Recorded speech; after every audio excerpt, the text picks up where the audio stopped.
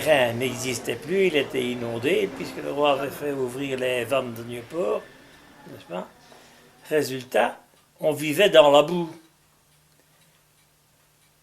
Parce que la moindre chose, le moindre déplacement, nécessitait des travaux formidables de transport, puisque la région était inondée, il n'y avait plus moyen de passer avec des camions, il fallait créer des faux passages, on faisait des routes avec des latis de bois, hein.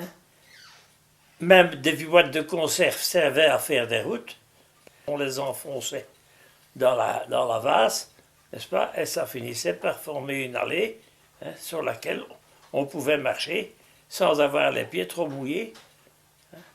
Et la nourriture était transportée à dos d'homme, il fallait faire des kilomètres pour aller des tranchées vers l'arrière, où se trouvaient les cuisines. On prenait du pain français, qui était cuit depuis 4, 5, 6 jours.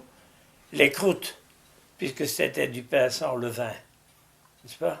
Les croûtes étaient dures comme du bois, tellement bien qu'on avait fini par appeler les pains français des blindés.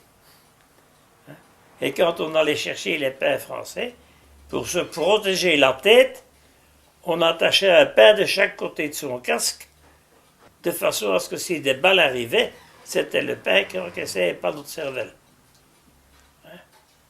Et ça, c'est authentique. Je l'ai vécu. Prendre 2 pains, les appliquer de chaque côté, hein, une corde, et on serrait les pains contre ses oreilles pour être protégé.